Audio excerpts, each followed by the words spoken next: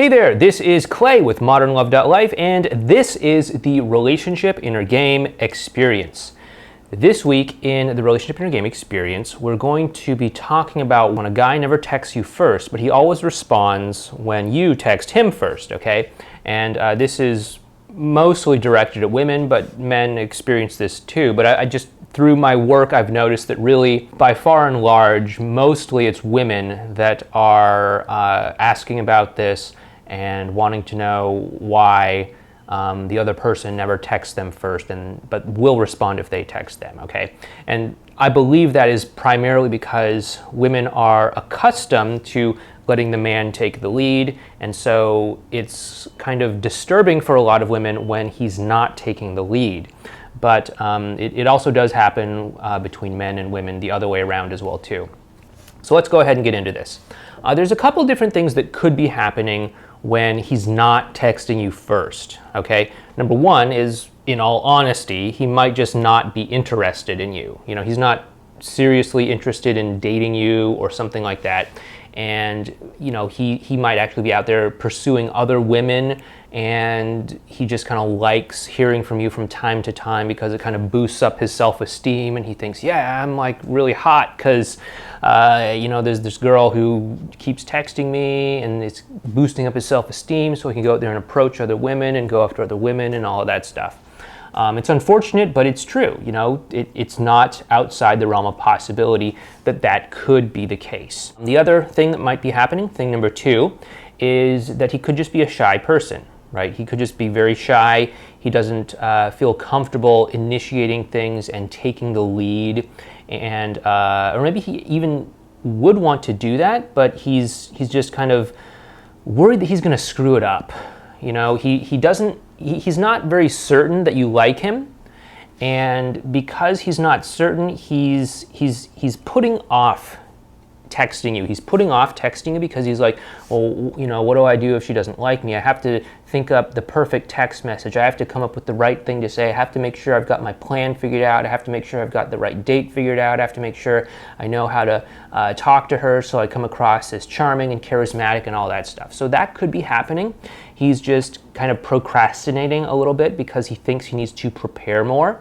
And he might actually really like you. That's another possibility. Another thing is that he might just be on the passive side of things. Now, I know that most men have this reputation of being, you know, aggressive. They go after what they want. You know, if they want a woman, if they want to text a woman, if they want to go out on a date with a woman, they will take the lead. They'll text her, they'll call her, they'll say, hey, are you free on Saturday night? Let's go to this place, or something like that. However, that is not the case with every single man. Some men are just passive, either because they don't feel comfortable stepping into their masculinity, or maybe they just happen to be just more passive, and that's just their nature, right? And if that is the case, then you have to accept that this is a passive guy. You're probably not going to change him unless he wants to become more of an active, proactive kind of person. So you're going to have to accept that that's the way he is. I mean, he might be shy, like we talked about a moment ago, and once he really knows that you like him, he'll take more of the lead. But if he's just a shy person, if he's just a passive person rather, then you're going to have to be okay with that and say, okay, I am okay with this being a passive person, and I'm okay to initiate more than he does. Or you have to say, no, I want somebody who's going to initiate. I want somebody who I'm not going to have to do most of the work to get the ball rolling. And so say, hey, you know, you're a nice person, but I really want somebody more proactive, so hasta la vista, baby, or something like that, okay? Another possibility that might be going on is that he could just be really busy. He could just have a lot of stress going on in his life. When there's a whole lot of things going on in a guy's life, maybe some kind of deadline with work or school, or some sort of crazy stress in his life, family drama, I don't know. A lot of his emotional bandwidth could just be taken up by that, and so he doesn't feel that he can be 100% present with you. So he doesn't want to start that conversation with you. He doesn't want to start things down that road because he knows he's not going to be able to be there for the full conversation. He knows he's not going to be able to actually follow through and be 100% present and actually be able to organize the date and ask you out and all that stuff. So he's not initiating things with you right now. Or perhaps his focus is just on whatever the stressful thing is, the work deadline, the family drama, the whatever it might be. And so he just isn't able to focus on you, okay? He might like you a lot, it's just he could be just really stressed and busy, okay? And again, like what I said before, you either have to accept him 100% the way that he is, assuming this is a long-term problem, you know, he has like a stressful job or something like that, and say, okay, this is a stressful guy, a guy who's always busy. I either have to accept him the way he is, or I have to say, you know, I'm really looking for somebody who's not as stressed out all the time. You're a nice person, but you just aren't the right person for me. Thanks, bye, I'm gonna go find someone else. But you can't try and change him, okay? Unless this is just not the status quo, this is just like, hey, I'm just a regular guy, but right now in this particular point in time, I'm really stressed, and after a certain deadline, which I can tell you on the calendar, this certain date when the thing is due, when the thing resolves or whatever, I will not be as stressed out. You know, if that's the case, then yeah, cut him a little bit of slack and see how he behaves after that deadline, okay? Overall though, I would be really careful about paying too much attention to a guy not initiating texts with you, okay? Because at the end of the day, that's kind of keeping score, and keeping score is not really going to set you up for a great long-term relationship. I think we already know that in a certain degree. We've talked about this in previous relationship in a game experience episodes, so I'm not going to beat that to death.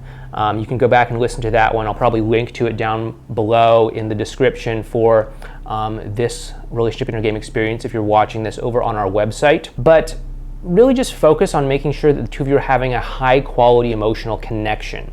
If you're having a high quality emotional connection, then it really doesn't matter who's initiating contact. It really doesn't matter if it's him, if it's you, if it's whatever. I mean, you know, I'm married, I've got a wife, and I honestly couldn't tell you who initiates contact more, her or me, because I don't keep score of that. I'm sure if you were to somehow, you know, go and look through our text history or something, you'd be able to say, oh, well, Clay initiates more, or Mika initiates more.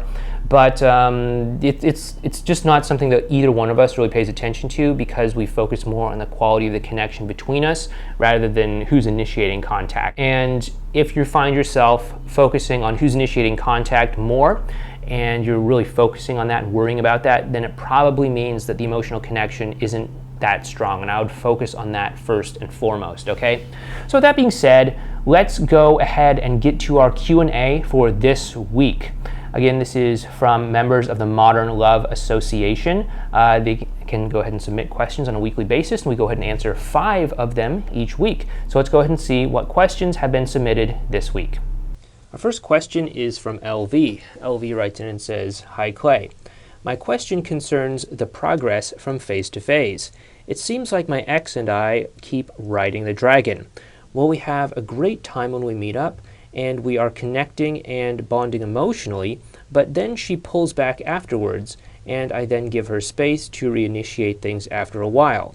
Then we meet up again, all goes well, and then we are back in the same cycle again. So my question is, how can I break the cycle of the emotional pullback to make better progress within riding the dragon and reach phase 4? Okay, so the important thing when it comes to things like this, where you end up getting stuck in a cycle over and over and over again, is that it's often because you are using the same strategy over and over and over again. And I noticed that you said that you constantly use the no contact thing, basically pulling back as well and giving her space and letting her reach out to you, okay?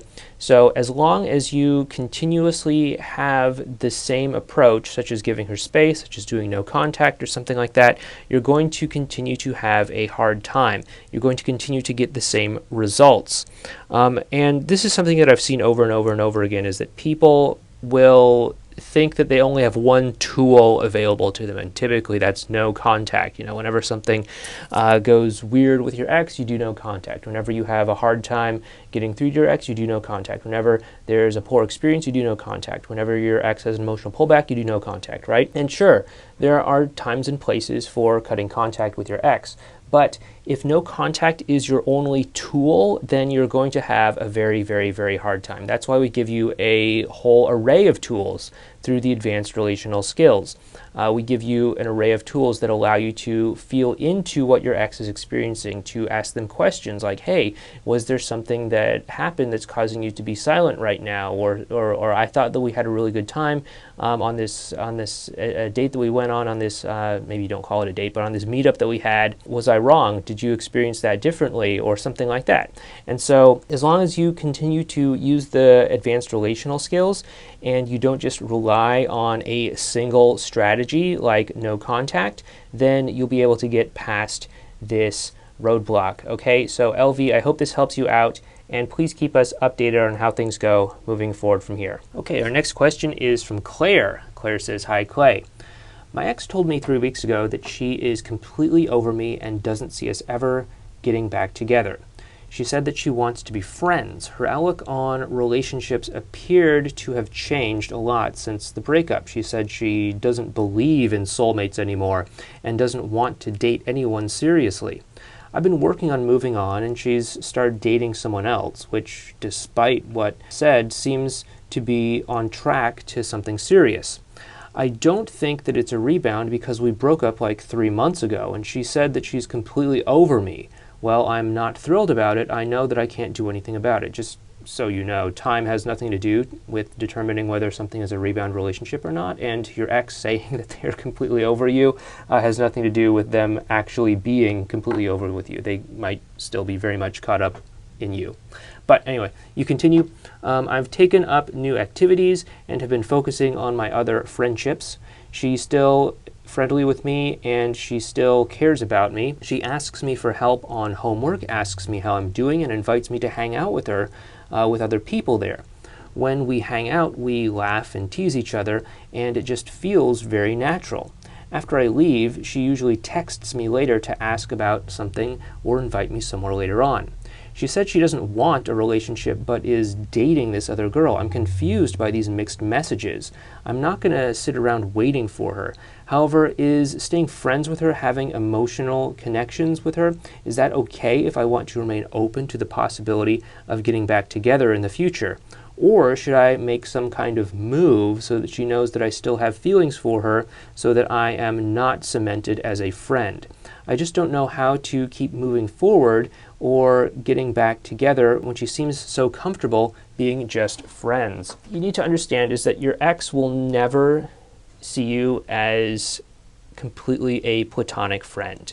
The two of you have a romantic history, and in order to see you as a platonic friend, she has to overlook the fact that the two of you had a relationship together. She has to be able to look you in the face, look you in the eye, and not experience that, not experience the love that she felt for you, not experience the attraction that she felt with you, not experience the intimate moments where the two of you were kissing, where the two of you were making love, to be able to look at you and not experience any of that. And that is not possible, okay?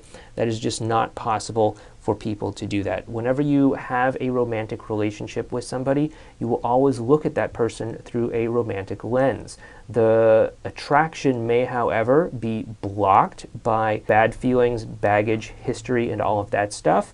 That is not something that you need to deal with by re-attracting another person. What you need to do is instead work on flushing out those negative feelings, okay? When we say that you don't need to worry about the friend zone, I'm not saying that you need to act like a friend. I'm not saying that you need to act platonically. Of course, you can flirt with your ex. Of course, you can do things that you would do with an attractive person. You know, why wouldn't you flirt with them? Why wouldn't you just work that into your reward cycles? Why wouldn't you just toss that in there like what we talk about inside the course? But what I want to make sure that you also do is that you focus on having high quality interactions that feel good on an emotional level, so that you're basically building up that relational equity, that emotional equity between the two of you, so that you are, number one, clearing out the negative emotions and history between the two of you, and number two, continuing with the flirtatious activity so that you are not taking it to a platonic level. Of course, you can say that you're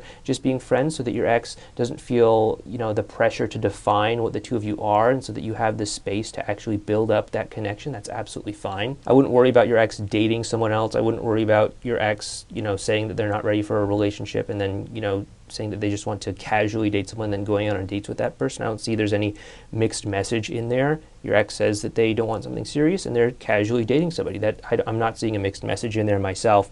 So I would just focus on the quality of the connection between the two of you. Make sure that it has that romantic vibe without necessarily saying, this is a romantic interaction or anything like that. And I think that's going to help you out a lot, okay? So Claire, please keep us updated on how things go, and I hope that helped you out. Our next question is from K.A. K.A. says, hello Clay. I started the program about 2 months ago after struggling for a year and have seen a lot of progress between now and then. I practice the advanced relational skills every day and have been feeling like I switch between stages 3 and 4. I'm guessing she means between the crossroads and the bridge. My ex and I have been spending nearly every day together for about a month and have felt like we are together, but obviously happier and healthier than our old relationship. However, I asked him on a date for his birthday, morning of, which he resisted for the reason that he did not want to imply that we were getting back together and did not want to take advantage. I assured him that it would be fun and worth it, and he agreed by late afternoon. We had fought on a couple of his birthdays in the past, so I understood his hesitation and worry. I explained how well that we've been getting along and that I wanted to be with him, and that he said that he was surprised that he agreed to spend it at all with me, and his reasoning was because he didn't want to be alone. He also said, quote, "You need to realize my ultimate goal is not to get back together. I'm just doing whatever because I don't really have a direction anymore. If something sticks, it sticks, but I'm not moving towards anything right now." End quote. Dinner went mostly well. There was some awkwardness because of our anxieties, not wanting to relive the past.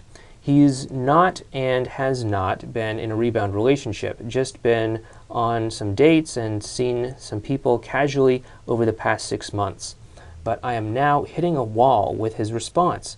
If I ask him about it or try to get him to open up, he gets angry and agitated and shuts down. He's been difficult to get answers about us or what he wants. I have been empathetic and patient since I started these skills. How do I continue our progress and break through this last bit of reactance without upsetting him or moving backwards?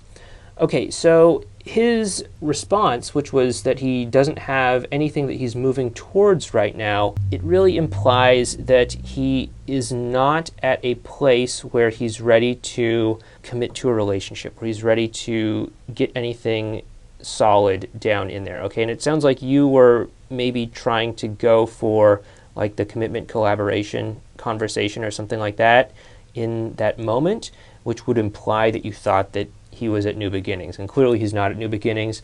I think right now he is probably at like a riding the dragon kind of place, okay? Now, he may not seem particularly hot and cold, particularly extreme like you might expect at riding the dragon, because I'm getting like this vibe from him that he's a pretty mellow, relaxed, chill kind of person. And so his riding the dragon might not be very extreme, but he is doing things like saying, oh, no, I don't really want to get together, or I have some hesitation about getting together with you, and then, getting together with you anyway.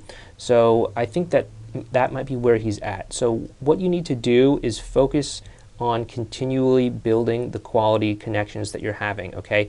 If you can continue to build those, then I think you'll build up some more relational equity. It will every time you have like a positive interaction with him, you're basically like depositing something into like a bank account, but it's not money in a bank account. It's like a deposit into a relational equity account that you have between you and him. And the more that you deposit, the more your savings grow over time. And the higher that becomes, the higher the equity that you have in that relational account becomes, the stronger the relationship that you have with him is going to become, okay? So I don't think that you're maybe as far along as I think that you thought that you were. So I would continue to build that up, okay? I think that he's probably at riding the dragon, okay? And so just continue to have high quality interactions with him, continue to flirt with him a little bit, continue to create those emotional connections, and I think that you'll eventually get to a point where you can have that kind of interaction with him. Okay, right now he says he doesn't have a direction. Right now he says he doesn't know where he's going. He doesn't know what he wants, and that's fine. That's pretty typical of riding the dragon area anyway. So don't be so caught up on what he says, because what he says is based off of where he's at emotionally, which is, I don't know what I want. And what he wants will start to change once something starts to feel really good. Okay, once something starts to feel really good, he'll start to move towards that. That's why you need to focus on having really good quality emotional connections. Okay, KA, I hope that helps you out, and please keep us updated on how things go moving forward from here. Our next question is from Double A. Double A says, Hi Clay. My ex and I have had multiple breakups during 4 years. Therefore, it was hard for me to know if it was real this time. But we've been apart for a bit over a year now, currently long-distance relationship. We've been in touch since September of last year, but this year we made a lot of progress. We talked almost daily since April, with ups and downs. He expressed feelings for me, we flirted and had video sex often, even though he has been discouraging me a lot in between. We've still kept in touch regularly and talked for hours. I thought that we were in phase 4, which I'm guessing she means the crisis point, when he sent me a gift in August saying that he kind of loved me and that I said that I was in love with him. While flirting, he asked me to meet up.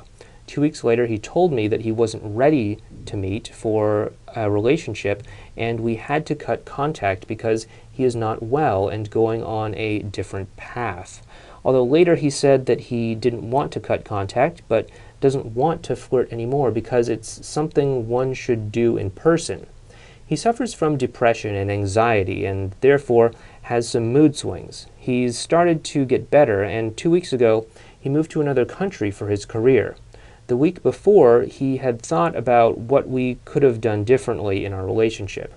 After his move, he's been a bit distant and closed up. We had some good interactions though, and I think I reached out too much, so I've turned it down a notch. We had a good talk this Saturday, and he asked me to talk more the next day.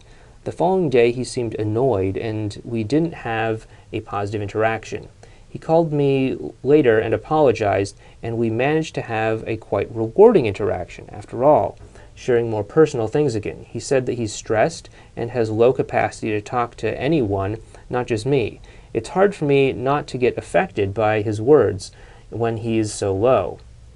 I don't know whether or not it's actually riding the dragon, or how he really is. How can I keep us getting closer emotionally and moving forward?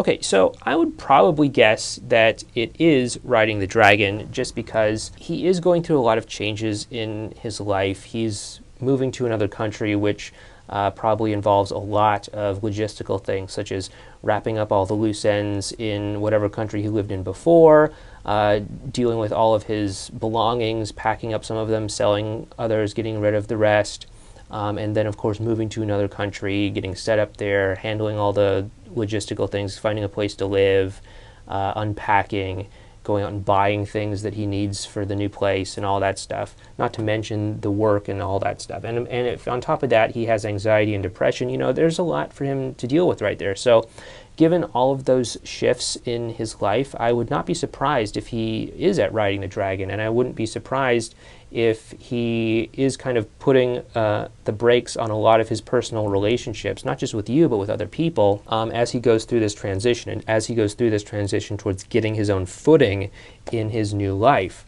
So what I would do when it comes to the emotional connection is, sure, be as connected with him as you can to the degree that it feels good on an emotional level, as it seems like you are, but also cut him a little bit of slack, right? Let him come to you sometimes. Let him get his own bearings and find the space and time to come to you when it makes sense for him, okay? Remember that your agenda is not necessarily his agenda, and the timeline that you want to get back together on, which is probably like yesterday or as soon as possible, is probably not the timeline that's going to feel the most emotionally rewarding for him, okay? Remember, he just is stepping into a new life. He is adapting to a lot of new things right now. He's going through career changes, country changes, living changes, changes in probably his entire environment even. So let him adapt, let him focus on that as possible, and, you know, connect with him on this stuff. Ask him, you know, what's interesting in the new place that he's living in. Like, if he could live anywhere, where he'd want to live, what the two of you would do if you were together there that weekend or whatever. Just go ahead and start to be curious about his experience and let him tell you more about what's going on with him on his own terms, okay? So I hope that helps you out, Double A, and please keep us updated on how things go moving forward from here. Our next question is from Linnea. Linnea says, "Hi Clay, thank you for answering my question in episode number 27. I'm having mixed feelings about my ex being at Riding the Dragon. It's my fault because I haven't been consistently practicing the advanced relational skills. He called me for the first time about 2 weeks ago because he hurt his hand at work and couldn't text. Last week he sent me a good morning text. Whenever I go out with somebody, he always asks who I went with. I want to believe that these are signs that he still likes me.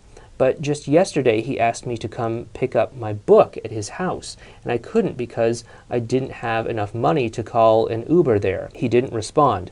I realize that I'm still in damage control mode and don't want to lose him because of it. I was wondering if I should do limited no contact to practice advanced relational skills.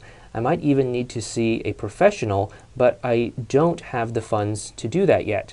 I've been attached to outcome, and I know that that's not good, and if I want him back. I cry at the thought of losing him for good, and I realized that maybe I'm still needy. Even if we were to get back together, he'd break up with me again. How do I change without worrying about losing him in the process? What if it takes a while?" Okay, so it definitely sounds like there is some damage control mode stuff going on there. And the important thing here is that you get serious about improving the quality of the interactions that you have, that you get serious about shutting off the BS machine in your mind, okay? Because these are not helping you. These are not helping you at all. And so if in the past you did sort of a half-hearted ANC or something like that, if you've half-heartedly practiced the advanced relational skills, now is the time to do it. I don't know if it means you should do limited contact, no contact, whatever, but you know, the only reason you would do no contact is if you wanted, number one, an easy stakes situation or context to work on the advanced relational skills, and number two, if interacting with your ex felt bad on an emotional level and was driving the two of you apart.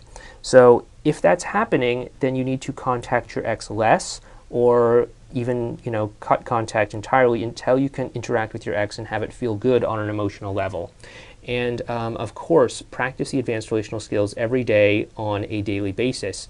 You don't need to do each one every day, but you know, depending on what the skill is, if it's something more big and dramatic, then do that one once in a while. But if it's something small, like striking up a conversation with somebody and taking an empathic point of view towards their world, then go ahead and do that one every day. There's no reason not to do that one every day. But just go ahead and practice the advanced relational skills, do the exercises that we lay out in the course, and that's a great place to start practicing them. If there's any that you are having difficulty with, you know, by all means go ahead and reach out to us and contact us, and maybe ask a question next week or something like that. But overall, what you need to do is you need to get serious about improving the quality of the connection that you are having, the impact that you are having on the interactions with him. Take full responsibility for your role in those interactions. Take full responsibility for your role in how you're bringing yourself to those interactions. And as that happens, you can start to change the dynamic that's happening there. Okay, you'll be able to start getting out of damage control mode as you start to work on the advanced relational skills, as you start to shut off the BS machine, and you'll be able to actually start to have interactions that feel better on an emotional level. Okay, you won't start to panic every time something that happens, like he says, hey, I want to give you this book back, and you think that it means that the two of you are never going to talk again and that he's moving on completely or something like that, because that is kind of a stretch. The way that you describe it to me, it seems like a stretch, and I would not jump to that conclusion if I were you. So, Linnea, when it comes to all of this, you got to put in the work. You got to put in the effort. You got to take time to work on the fundamentals. Okay, there's no silver bullet that's going to do the work for you, that's going to help you skip past the fundamentals and the hard work needed in order to actually create high quality interactions. You're just going to have to put in the work.